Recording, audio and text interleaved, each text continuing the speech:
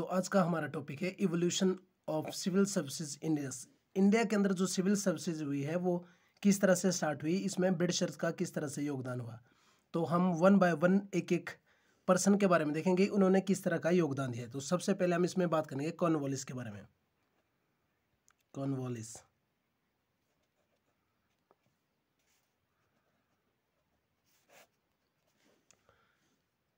जो कॉर्नवालिस का रोल था, इसमें सबसे पहले जो गवर्नर जनरल था 1786 से 93 के अंदर, जिसने सबसे पहले जो दो एग्जिस्टिंग सिविल सर्विसेज थी उसको चेक करने की कोशिश की और उसमें से करप्शन को ख़त्म करने की कोशिश की। सबसे पहले उसने लोगों की जो सैलरी थी उस टाइम पे सैलरी को राइज किया। सबसे पहले हम इसमें देखेंगे सैलरी राइज, उसमें थोड़ा सा राइज देखने को आया ताकि जो लोगों के बीच में करप्शन वगैरह से जो वो अनवांटेड गिफ्ट वगैरह ले रहे थे ताकि वो उनको ना ले सके। दूसरा इसके अंदर था जो प्राइवेट ट्रेड था उसकी एनफोर्समेंट कर दी और उसको स्ट्रिक्ट कर दिया। मतलब प्राइवेट ट्रेड को क्या कर दिया, रिस्ट्रिक्ट कर दिया। उसके ऊपर बाउंडेशन वगैरह थी वो थोड़ी ज़्यादा कर दी। और जो सिविल सर्विसेज थे उनको किसी भी तरह की, जो सिविल सर्वेंट थे उनको क्या था, किसी भी तरह के वो गिफ्ट या जो उनके साथ किसी भी तरह के ब्राइब और प्रेजेंट होते थे जो वो उस टाइम पे वो उसको नहीं ले सकते थे। अगर वो इस तरह से करते हैं तो उनको सिविल सर्विस से डीबेरे किया जाएगा। दूसरा, वहां पे जो प्रमोशंस होते हैं, प्रमोशन रहेंगे आपके सीनियरिटी बेस पे।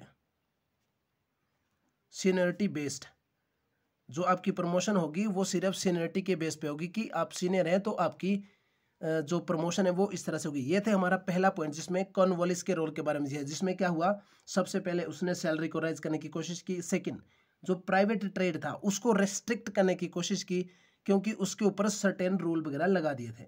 उसके बाद है सिविल सर्वेंट, जो सिविल सर्वेंट थे उनको डीबेरे किया गया या उनको मना किया गया कि वो किसी भी तरह के गिफ्ट, ब्राइब और प्रेजेंट को नहीं लेंगे। और थर्ड में था जो प्रमोशन था आपका, वो प्रमोशन हमेशा सीनियरिटी बेस पे होगा। ये कॉर्नवालिस के रोल था उस समय सिविल सर्विस के अंदर। उसके बाद नेक्स्ट आ जाते हैं, हमारे पास है वेलेस्ले। वेलेस्ले का जो रोल था उसने क्या, वेलेस्ले ने उस टाइम पे क्या किया, वेलेस्ले सबसे पहले टेन्योर का पता होना चाहिए। तो इसका जो टेन्योर था वो था 1798 से 1805 तक। इसके बीच में सबसे पहले क्या हुआ कि इन्होंने कलकत्ता के अंदर फोर्ट विलियम कॉलेज का निर्माण किया। सबसे पहले फोर्ट विलियम कॉलेज था उसको क्या किया, ट्रेनिंग के लिए वहां पे ट्रेनिंग की जाती थी, ट्रेनिंग सिविल सर्वेंट के लिए। बट बाद में जाके जो कोर्ट ऑफ डायरेक्टर थे वहां पे उन्होंने इसको डिसअप्रूव किया, disapprove by court of director. जो कोर्ट ऑफ डायरेक्टर थे उन्होंने उसको डिबेरे कर दिया कि इस तरह की किसी तरह की जो कॉलेज वगैरह है वो यहाँ पे सेटअप नहीं किया जाएगा। इंस्टीड इसके अगेंस्ट क्या किया गया, जो यहाँ पे कॉलेज वगैरह सेट किया गया वो इंग्लैंड के अंदर किया गया, जहाँ पे इस तरह की जो ट्रेनिंग की जाती थी वो की जाएगी। और ट्रेनिंग किसमें, 2 ईयर्स के लिए, 2 साल के लिए वहाँ पे ट्रेनिंग की जाएगी इंग्लैंड हेलबर्ग के अंदर।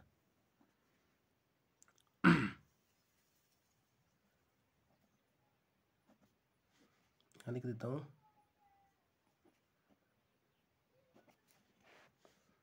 इंग्लैंड में वहां पे इसको किया जाएगा। ये था कंट्रीब्यूशन जो उस टाइम पे वेलेस्ले ने किया। इसके अंदर इसने ट्रेनिंग की, सिविल सर्वेंट की ट्रेनिंग के लिए कॉलेज ओपन किया, बट उसको डिसअप्रूव किया गया किसके द्वारा, कोर्ट ऑफ डायरेक्टर। और इंस्टीड ऑफ फोर्ट विलियम ये कॉलेज सेटअप किया गया इंग्लैंड के अंदर, जहां पे हेलनबरी के अंदर 2 साल की ट्रेनिंग की जाती थी एस्पिरेंट को, जो सिविल सर्वेंट के अंदर या जो सिविल सर्विसेज के अंदर जिनको इंट्रोड्यूस किया जाएगा। उसके बाद हमारे पास आता है चार्टर्ड एक्ट हमारे पास है 1853। इससे पहले कि 53 के बारे में सोचा जाए, इससे पहले मैं बता देता हूं कि जो आपका चार्टर्ड एक्ट था, चार्टर एक्ट 1833, इसके अंदर भी कोशिश की गई थी कि जो आपकी सिविल सर्वेंट की जो पोस्ट वगैरह है या जो होता है उसको डायरेक्ट या ओपन कंपटीशन के लिए डाला जाए, बट बाद में इसको रिजेक्ट कर लिया गया था, डिसअप्रूव किया गया। और उसके बाद चार्टर एक्ट 1853 के अंदर कंपनी ने अपनी ये पैटर्नेज की कि जो रिक्रूटमेंट का सिस्टम है उसको ओपन किया जाए। कंपटीशन ओपन हुआ दोनों के बीच में, जिससे यहाँ पे open competition England plus Indian के लिए, दोनों के लिए ओपन कंपटीशन। इसके बाद क्या हुआ, उनको लगता था कि जो ब्रिटिश का इंटरेस्ट है वो इस तरह से में भी ठीक प्रकार से सर्व नहीं किया जाए, तो उन्होंने दो चीज़ें बात की इसके बारे में, जिसमें पहला जो आपका पॉइंट था उस पॉइंट में क्या था, जो इंडियन है वो इनकेपेबल है, अनट्रस्टवर्थी है, मतलब वो इस पोस्ट को संभालने लायक नहीं है और उनके ऊपर विश्वास नहीं किया जा सकता, क्योंकि मे भी वो ब्रिटिश इंटरेस्ट के लिए वर्क ना करें। तो सबसे पहली ये प्रॉब्लम थी, क्या बोलते थे इंडियन के लिए, इंडियंस अनट्रस्टी प्लस अनवर्दी, मतलब वो उनके लिए वर्क ना करें क्योंकि मे भी वो ब्रिटिश इंटरेस्ट था जो उनका, उसके लिए वर्क ना करें, तो ब्रिटिश इंटरेस्ट के लिए वर्क नहीं करेंगे। और सेकंड जो उनका वर्क था, या जो सेकंड वहाँ पे उनको लगता था वो क्या था कि ओपन कंपटीशन हम क्यों डालें, ओपन कंपटीशन क्यों रखें हम, जबकि इंग्लैंड वर्सेस जो इंडियन है, इस लुक्रेटिव पोस्ट के लिए जब वहाँ पे यूरोपियन हमारे पास इतने ज़्यादा है तो हम इसको इंडियन के लिए फ्री क्यों करें। तो दूसरा क्वेश्चन इनका यह था कि वाई फॉर इंडियन, इंडियन के लिए इस पोस्ट को क्यों किया जाए। तो ये था आपका चार्टर एक्ट 1853। उसके बाद आपके पास जो मेन आता है वो है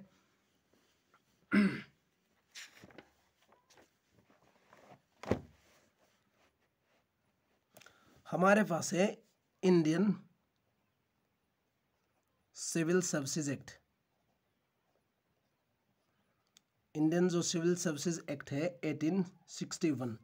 अब हम यहाँ पे देखेंगे कि जो 1861 था उसके अंदर किस तरह के समस्या आई और उसको किस तरह से किया जाए। सबसे पहले यहाँ पे क्या किया गया, जो रिजर्व सर्टेन ऑफिस थे वो किसके लिए, कॉन्वेनेंटेड सिविल सर्वेंट के लिए, जिसके एग्जामिनेशन इंग्लैंड में किए जाएंगे और इंग्लिश लैंग्वेज होगी उसकी, और किसके बेस होगा, क्लासिक लर्निंग के ऊपर, मतलब ग्रीक एंड लैटिन के ऊपर। और मैक्सिमम जो उनके लिए एज थी उसका क्राइटेरिया चेंज किया गया। तो इसमें जो मेन पॉइंट होंगे वो मेन पॉइंट इस तरह से होंगे कि सबसे पहले सर्टेन पोस्ट कैसे होगी, सर्टेन पोस्ट वर कवनेटेड। कवनेटेड का मतलब होता है जिसमें दो पार्टी के बीच में एग्रीमेंट किया गया हो कि जो पोस्टें वगैरह होगी वो किस तरह से होगी या किस तरह से उसको फिलअप किया जाएगा।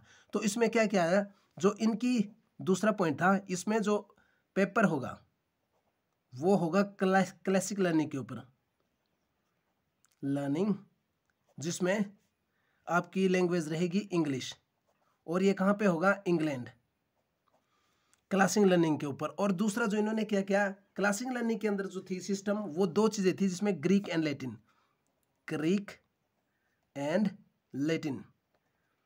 और इसमें क्या हो गया, इसके बाद दिक्कत ये हुई कि जो मैक्सिमम परमिसिबल एज थी इसके अंदर उसको रिड्यूस किया गया कंटिन्यूसली। जैसे कि सबसे पहले 1859 के अंदर इसकी जो एज रखी गई थी वो थी 23, उसके बाद 1860 के अंदर ये होगी 21, उसके बाद दोबारा घटते घटते और 22, और 1866 के अंदर होगी 21, और एंड में जाके 1878 तक पहुंचते पहुंचते ये एज रिड्यूस हो गई थी आपकी 19 ईयर।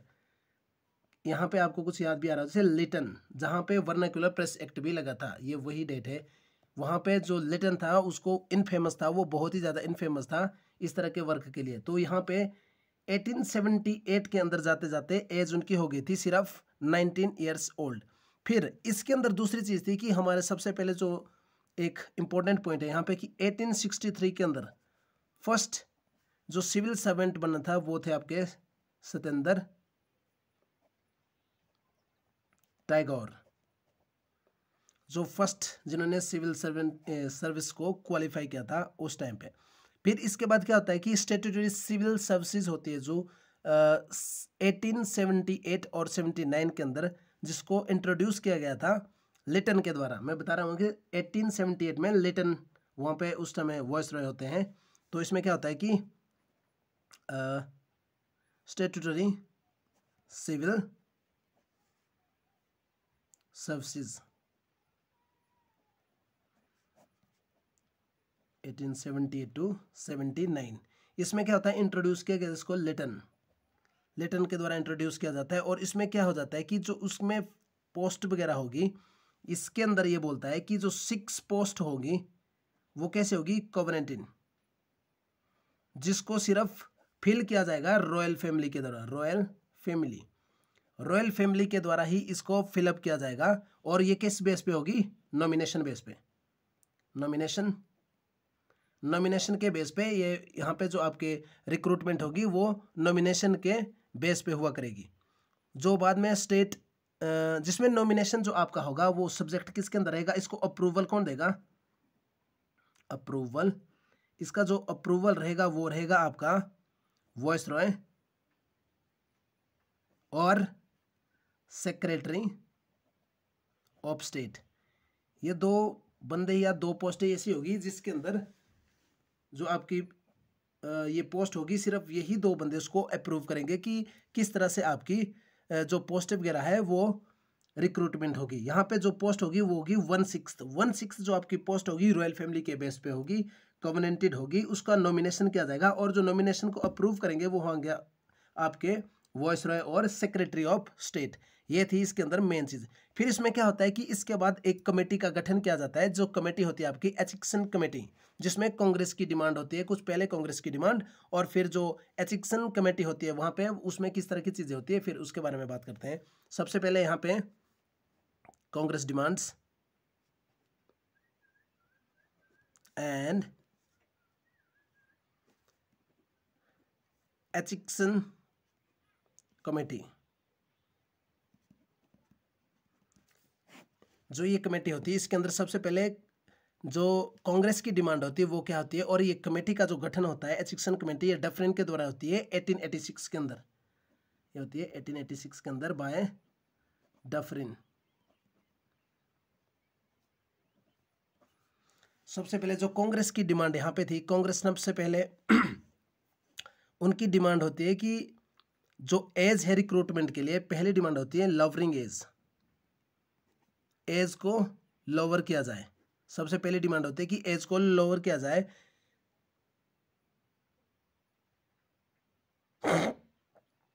हाँ सॉरी, यहाँ पे जो लोअरिंग एज का एजेंडा होता है उसको ये क्या बोलते हैं, डिस्करेज करते हैं या उसको खारिज करते हैं। इसमें बोलते हैं कि एक फिक्स एज होनी चाहिए, इसको कंटिन्यूसली लोअर नहीं होना चाहिए। दूसरा, जो वहाँ पे एग्जामिनेशन होता है उसको साइमल्टेनियसली किया जाए।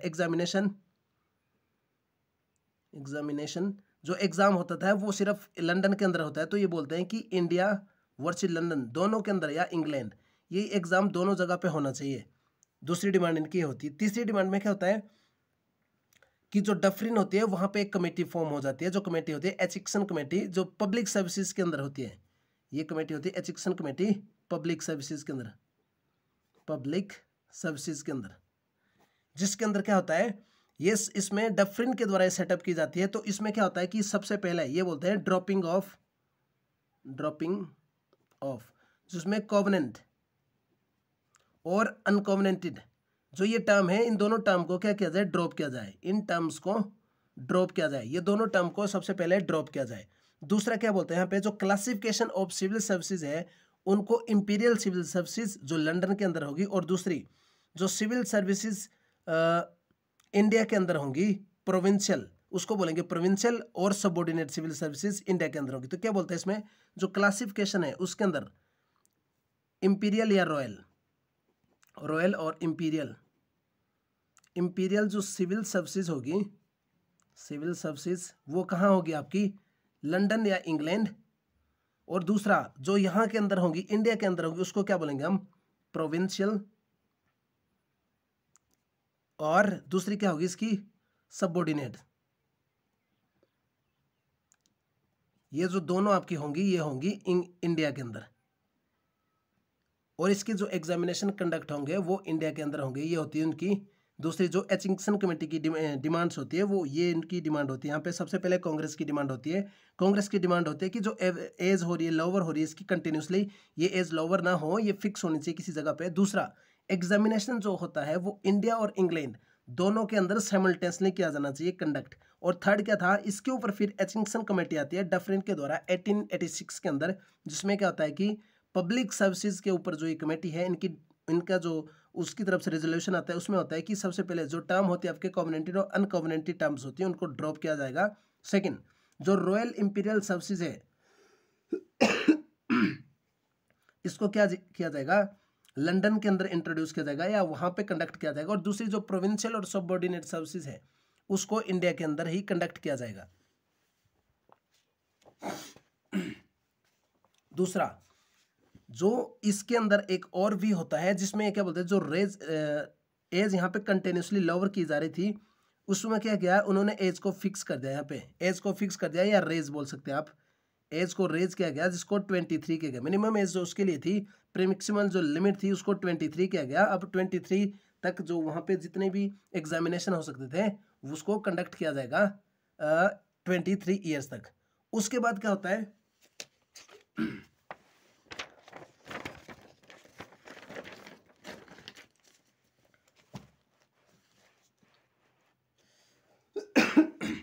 इसके बाद आपके मॉन्टफोर्ड रिफॉर्म आ जाते हैं।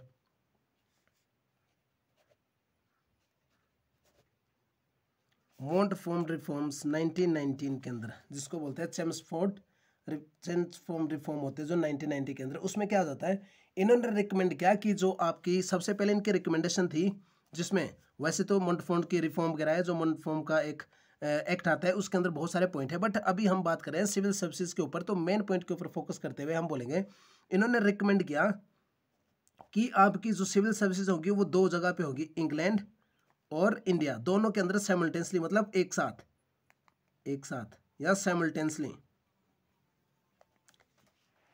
इन दोनों को एक साथ ही कंडक्ट किया जाएगा। दूसरा इनका जो होता है, जो रिक्रूटमेंट होगी वहां पे 1/3 जो रिक्रूटमेंट होगी उसके अंदर सिर्फ इंडियन को ही डाला जाएगा, सिर्फ इंडियन को ही इंट्रोड्यूस किया जाएगा और इसको रेज किया जाएगा 1/5% ईयर के हिसाब से। क्या होता है, दूसरी क्या होती है इसमें, दूसरा ये बोलता है कि जो इसमें होगी रिकमेंड होगा, इसके अंदर इंडियन को 1/3 इंडियन को ही इंट्रोड्यूस किया जाएगा और इसको पर एनुअली, मतलब एनुअल साल के अंदर इसको कैसे बढ़ाया जाएगा, हमेशा ही 1.5% पर ईयर से इनको बढ़ाया जाएगा, ताकि ये जो स्ट्रेटजी है इसको एक लेवल पे लेके आया जा सके कि दोनों की जो रिक्रूटमेंट का प्रोसेस है उसके दोनों के दोनों जो सिस्टम है वो वहाँ पे फिट हो सके। फिर उसके बाद क्या होता है कि इसके ऊपर एक कमीशन बिठाई जाती है जिसको पॉपुलरली कैसे जाना जाता है, ली कमीशन। ली कमीशन आपकी होती है 1924 के अंदर। अब ली कमीशन की जो है इसके अंदर किस तरह की जो पॉइंट वगैरह सामने रखे जाते हैं उसको मैं एक एक करके आपको बताता हूँ कि सबसे पहले जो सेक्रेटरी ऑफ स्टेट है उसको कंटिन्यू होना चाहिए ICS, इरिगेशन ब्रांच और सर्विस ऑफ इंजीनियर और फॉरेस्ट सर्विसेज एटसेट्रा के लिए। मतलब ये बोलता है जो सेक्रेटरी ऑफ स्टेट होगा, पहला पॉइंट, सेक्रेटरी ऑफ स्टेट होगा उसकी तरफ से आपके 3 प्रकार की रिक्रूटमेंट की जाएगी, जिसमें क्या होगा, सबसे पहले इरिगेशन, जो इरिगेशन के बारे में देखेगा उसकी रिक्रूटमेंट के लिए रिस्पॉन्सिबल रहेगा। दूसरा इंजीनियरिंग के लिए होंगे और दूसरा है इंडियन फॉरेस्ट के लिए। ये किसके अंदर रहेगा, ICS या जो इंडियन सिविल सर्विसेज होंगी, सेक्रेटरी ऑफ स्टेट जो कंटिन्यू करेगा इसको। फिर दूसरी क्या होती है, जो रिक्रूटमेंट ट्रांसफर्ड फील्ड होंगी जिसमें आपको एजुकेशन, सिविल, मेडिकल और ये होगी, उसको कैसे होगा, जो रिक्रूटमेंट होगी जो ट्रांसफर होगी, ट्रांसफर्ड जो सब्जेक्ट है, आपको पता होगा ट्रांसफर्ड सब्जेक्ट के बारे में हमने बात की थी कि जो ट्रांसफर्ड सब्जेक्ट होंगे उसके अंदर क्या होता है, उसके अंदर उन्होंने वीक चीज़ें थी जैसे एजुकेशन, आपकी पब्लिक सर्विसेज या जो क्या बोलते हैं अलग अलग चीज़ें थी, या पंचायती राज इंस्टीट्यूशन, वो उन्होंने ट्रांसफर में कर दिया था और जो रिजर्व की थी वो खुद के पास रख ली थी वॉइस रहने, ताकि जो उनके ऊपर वो इफेक्टिव दबाव बना के रख सके। तो इसमें क्या होता है, जो ट्रांसफर होता है पावर, उसमें क्या होता है आपका एजुकेशन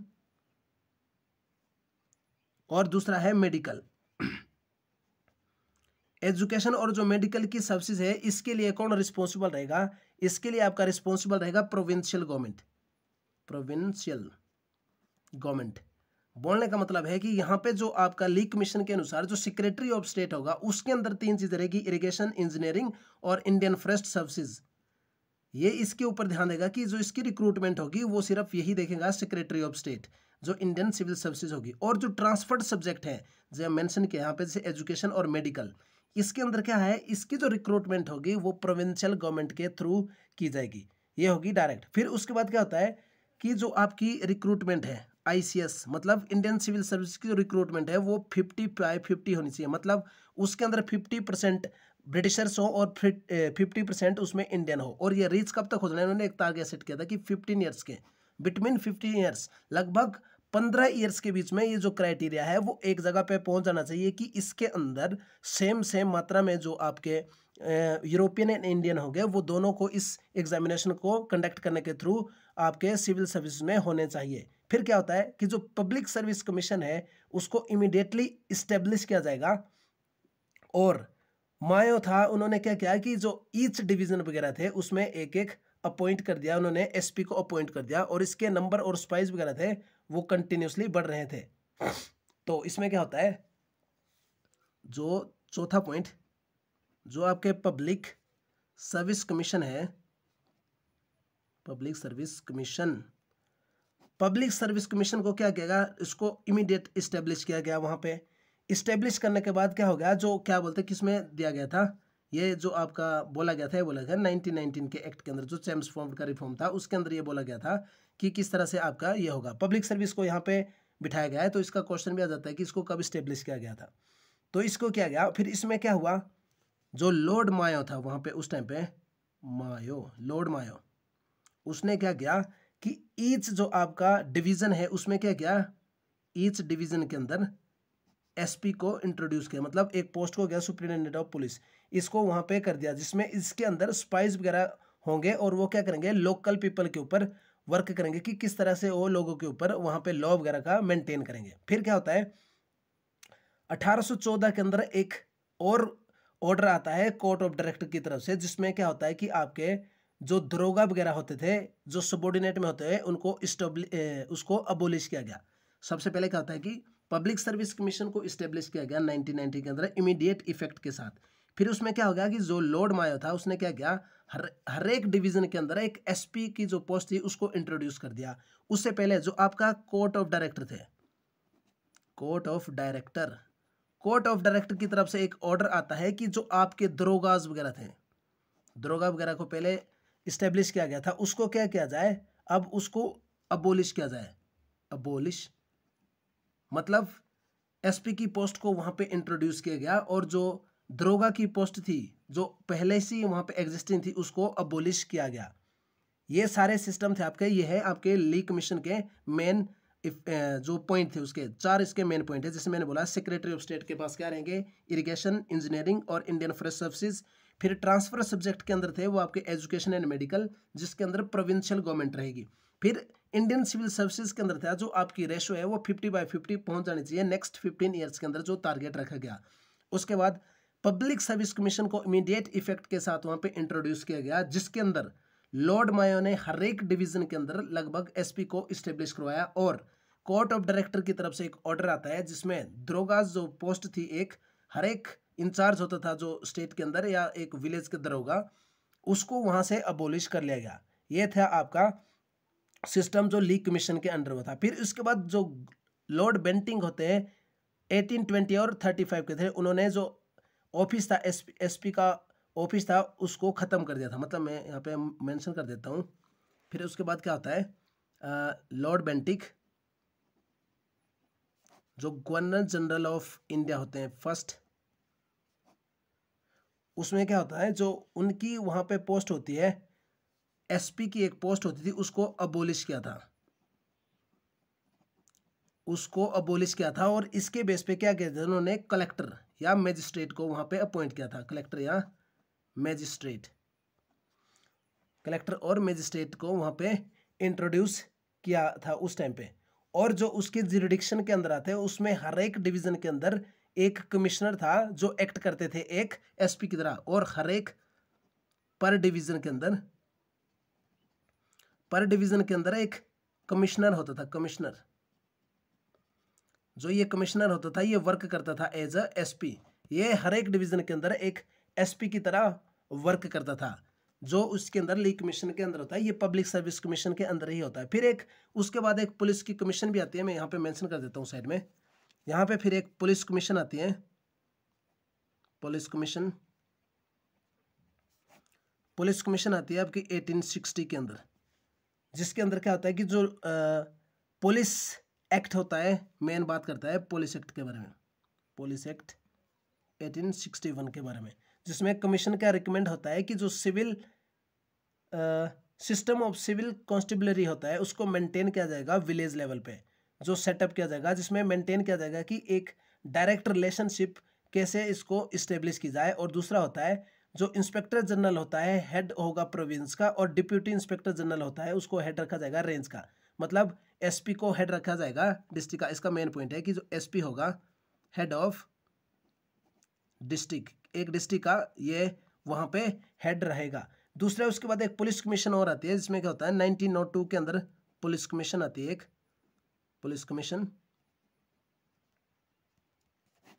जिसमें क्या होता है कि जो इस्टेब्लिश होता है, जिसके अंदर दो प्रकार के आपके डिपार्टमेंट है तो उसको इस्टेब्लिश किया जाता है। पहला होता है आपका CID, जिसमें होता है क्रिमिनल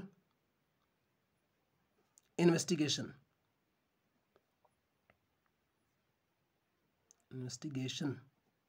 डिपार्टमेंट, सबसे पहले ये होता है फर्स्ट। और जो सेकंड होता है उसमें क्या होता है आपका सेंट्रल इंटेलिजेंस ब्यूरो। ये दो डिपार्टमेंट को वहाँ पे इस्टेब्लिश किया था, CIB और CID। ये आपका पूरा टॉपिक था, जिसके अंदर किसके बारे में बताया गया है कि किस तरह से आपकी सिविल सर्विसेज इंडिया के अंदर इस्टेब्लिश हुई और उनका किस तरह के वहाँ पे प्रॉब्लम वगैरह थी और किस तरह से ब्रिटिशर्स ने यहाँ पे योगदान दिया।